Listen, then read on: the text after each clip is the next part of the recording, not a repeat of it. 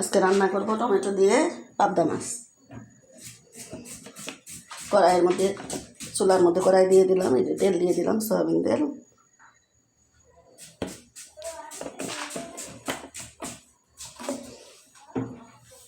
পেঁয়াজ কাটে নিচ্ছি, 4-5টা পেঁয়াজ কাটে নিচ্ছি, পেঁয়াজগুলো দিয়ে দিলাম।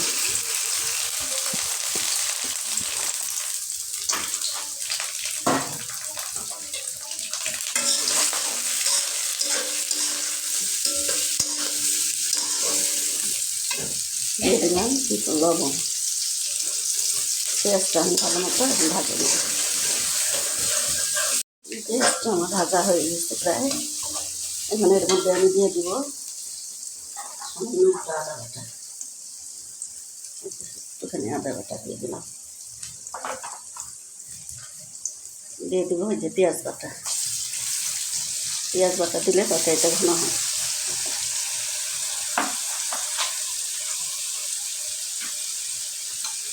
দিয়ে দিব ওই যে টমেটো বাটা, 2 চামচ, তরকারি চামচ 2 চামচ টমেটো বাটা দিয়ে দিলাম।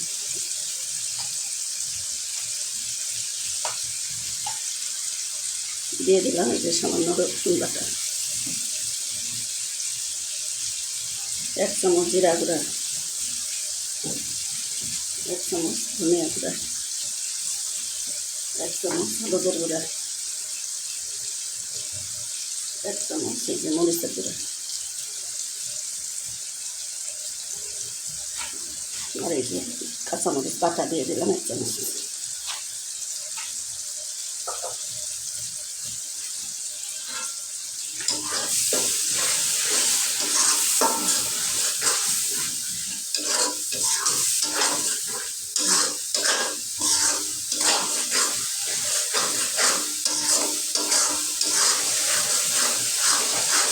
মশলাটা ভালো মতো কষা নেব।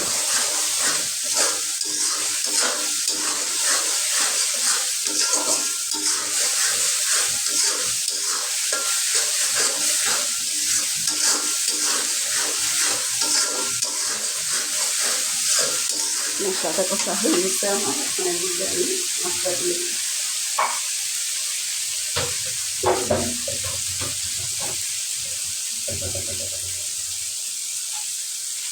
যে পাবদা মাছটা ধুয়ে ভালো করে লবণ দিয়ে ধুয়ে নিচ্ছি, মাছটা দিয়ে দেবো।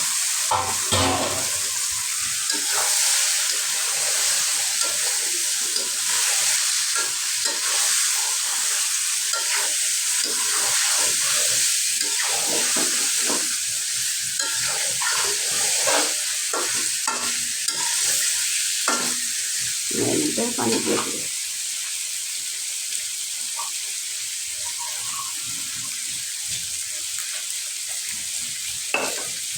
মাছটা আমার কষানো হয়ে গেছে, এর মধ্যে পানি দিয়ে দেবো।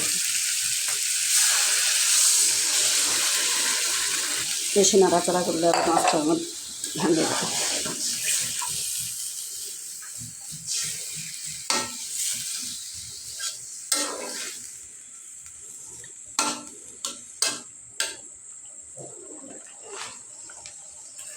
এখন দিয়ে দেবো এই যে 2টা টমেটো, বড় টমেটো কাটে নিচ্ছি, টমেটোটা দিয়ে দিলাম।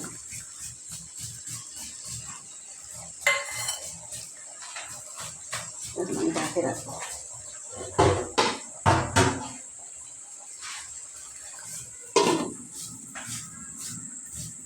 মাছটা আমার বলক দিয়ে দিচ্ছে ভালো মতো, এই যে ঢাকনাটা সরাই নিলাম। এর মধ্যে আমি এই যে ধনিয়া পাতা দিয়ে দিলাম।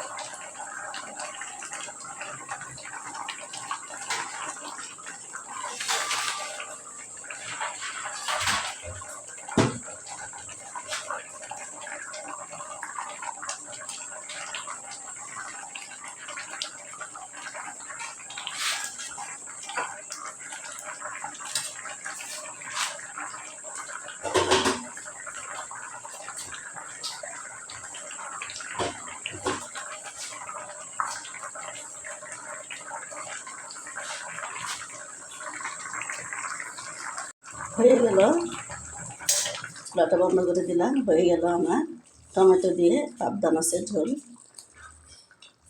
ভিডিওটা ভালো লাগলে একটা লাইক দেবেন, শেয়ার করবেন, কমেন্ট করবেন। হয়ে গেল টমেটো দিয়ে পাবদা মাছের মজাদার তরকারি। ভিডিওটা ভালো লাগলে একটা লাইক দেবেন, শেয়ার করবেন, কমেন্ট করবেন।